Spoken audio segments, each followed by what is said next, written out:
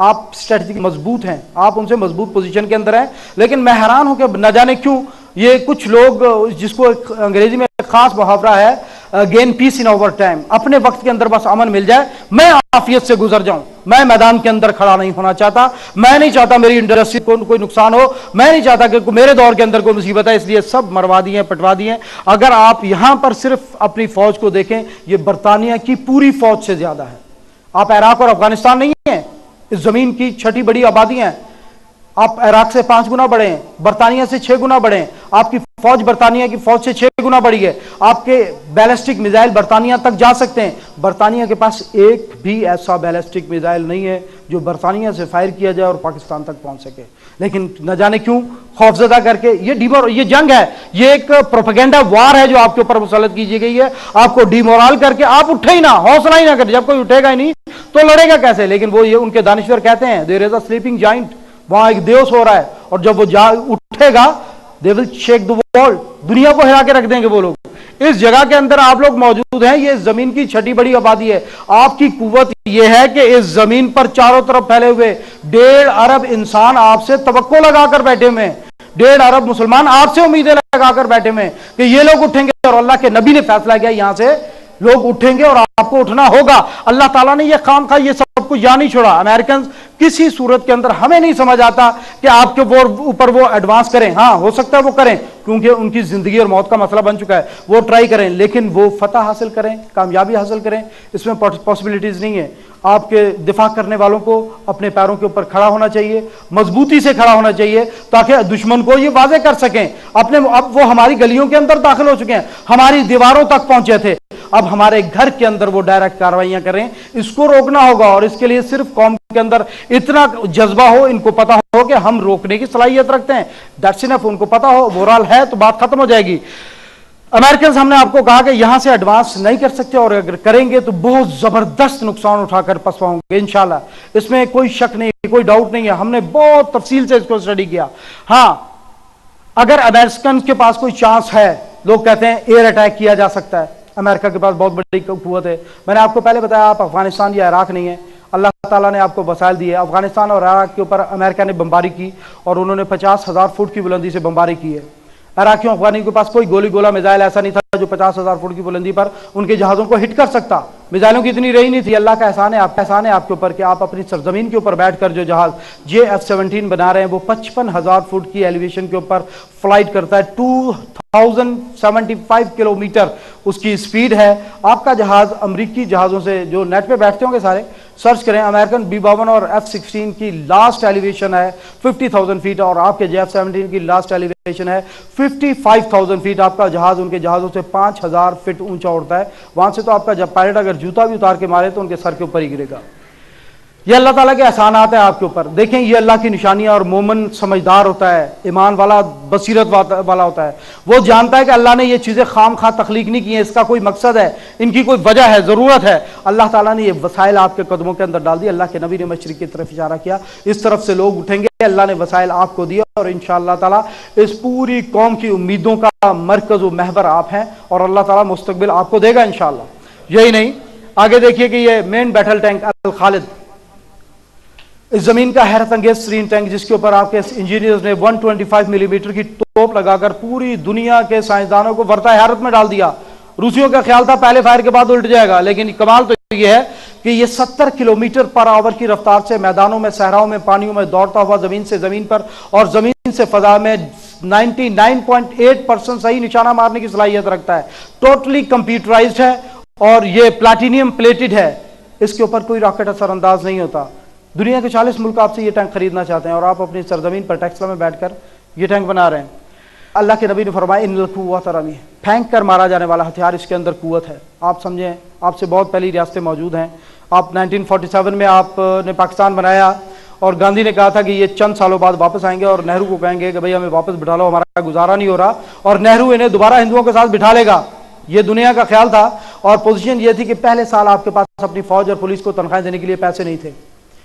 और सलाम है चैम्बर ऑफ कॉमर्स को और आपकी जो किसान बरादरी है जिन्होंने अपनी जेब से पैसे अदा किए और पाकिस्तानी पुलिस और फौज को तनख्वाहें दी गई और अपना सिस्टम चलाया गया। आज आप जिस पोजीशन के अंदर हैं देखकर हैरत होती है। आप अपने मुल्क के अंदर तो आपके पास वसाइल थे ही थे, आपने हतफ 1A, अब्दाली 1 बनाया, ये 250 किलोमीटर तक रेंज, यानी कि आपके बॉर्डर से आप 250 किलोमीटर तक बाहर निकल आए। दुश्मन आपके बॉर्डर से 250 किलोमीटर दूर हो, आप इसको हिट करने की पोजीशन में आ गए। उसके बाद गजनवी बनाया आपने, 300 किलोमीटर तक आपकी रेंज बढ़ गई। उसके बाद आप आगे बढ़े, आपने शाहीन 1 और गौरी बनाया और 1800 किलोमीटर सेंट्रल एशिया तक आपकी अप्रोच हो गई। और ये वो इलाका है जहां पर अमेरिकन और ब्रिटिश जो फ्लीट्स खड़े हुए हैं, बहरी बेड़े खड़े हुए हैं, वो इस इलाके में खड़े हैं। ये इलाका आपकी रेंज के अंदर आ गया। और ये याद रखें कि जहाज के ऊपर मिसाइल लगता है तो जहाज की आग नहीं बुझाई जाती, बल्कि डूबते हुए को बाहर निकाला जाता है। उसके नीचे कोई सुतून नहीं होता, सुराख हो गया नीचे गया। जो अलकायदा वालों ने एक किश्ती मारी थी यूएस डिस्ट्रॉयर कूल के अंदर, क्या हुआ था यमन के साहिल पर, वो जहाज पानी के अंदर डूब गया था, नीचे की तरफ गया था। और ये समुद्र के अंदर खड़े हुए बहुत कमजोर हालत के अंदर है। अल्लाह ने आपको मजीद तौफीक दी, आप आगे बढ़े।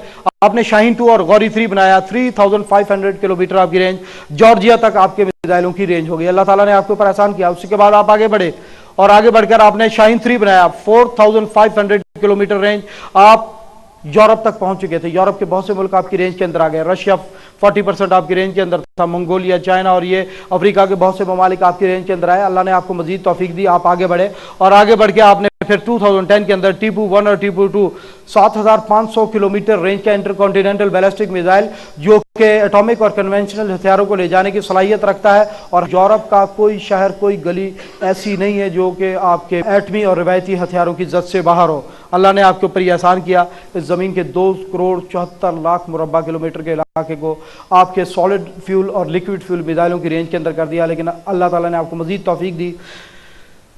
आपने इस दुनिया में एटम बम के बाद सबसे खौफनाक हथियार आबदोज में जो एटॉमिक आबदोज है उसकी रेंज ज्यादा है, लेकिन एटॉमिक आबदोज को सोनार डिटेक्ट कर लेता है कि कहां पर मौजूद है। लेकिन डीजल आबदोज क्विक डीजल आबदोज कहलाती है, जिसको सोनार डिटेक्ट नहीं कर सकता। और दुनिया की सबसे बड़ी डीजल से चलने वाली आबदोज आप अपने कराची के साहिल पर बैठकर बना रहे हैं।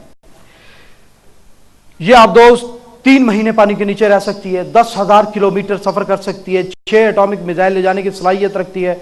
और ये जो missile Babur missile, cruise missile आप बना रहे हैं, समुद्र के नीचे से फायर किया जाने वाला, ये मिसाइल पूरी दुनिया को बरता हैरत में डाले हुए कि ये जब पानी से निकलता है, पहली बात है इसकी आबदोज को कोई डिटेक्ट नहीं कर सकता। और आबदोज के पहुंचने के बाद ये जब निकलता है फजा में, एक बुलंदी पर पहुंचकर इसका बूस्टर इससे अलहदा हो जाता है, इसके विंग्स खुल जाते हैं, ये नीचे पानी की तरफ गिरता है, 100 फुट की बुलंदी पर आ जाता है और कोई भी लॉन्ग रेंज रेडार इसको डिटेक्ट करने की सलाहियत नहीं रखता। और ये ग्लोबल पोजिशनिंग सिस्टम के तहत चलता हुआ ये आगे बढ़ता है और आगे बढ़कर अपने टारगेट को ट्रैक करता है। अपने टारगेट की तस्वीर इसे दी गई होती है और उस टारगेट के ऊपर हिट करता है। पहाड़ आते हैं, ऊपर उठ जाता है, पहाड़ खत्म होते हैं, नीचे उतर आता है। अगर टारगेट पहाड़ के दूसरी तरफ है तो घूम कर आकर अपने टारगेट के ऊपर गिरने की सलाहियत रखता है। और ये अल्लाह का एहसान है आपके ऊपर। और मैं आपको बता दूं कि जो जदीद दौर की जंगें हैं उसमें आबदोज इंतहाई खतरनाक पोजीशन की हामिल चीज है। जो एटमी जंगों का डिटर्नेंट है आबदोज।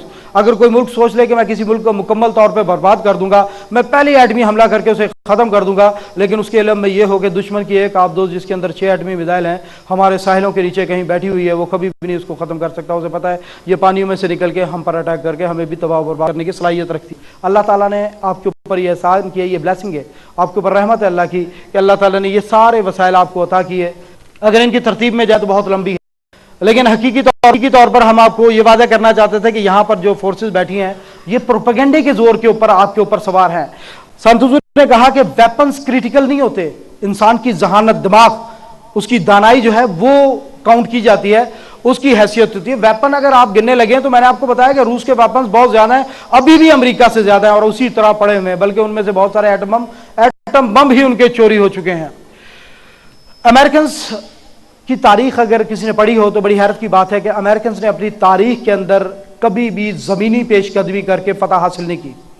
कोरिया की लड़ाई को देख लें जिसमें अक़वाम मुत्तहिदा की फौज उनके साथ थी, कोरिया के अंदर उतरे, इन्होंने पेशकदमी की है, लेकिन रातों रात चाइनीज ने येलो रिवर क्रॉस किया और अक़वाम मुत्तहिदा की फौज और अमरीकी फौज का बेड़ा गर्क कर दिया उन्होंने। अक़वाम मुत्तहिदा का कहना था कि बर्बाद कर दी गई हमारी फौज, और चीनियों ने इनको धकेल के कोने पर लगा दिया और फिर एटॉमिक कैप्सूल की धमकी के ऊपर उन्होंने मुआहिदा किया और जिससे शुमाली और जनूबी कोरिया अलग-अलग हुए।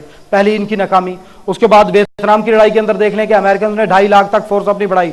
2.5 लाख फौज अमेरिकन की वियतनाम के अंदर मौजूद थी। बहरी बेड़ा मदद कर रहा था, फदाइया की मदद थी, लेकिन क्या हुआ जब वहां से अमेरिकन पसपा हुए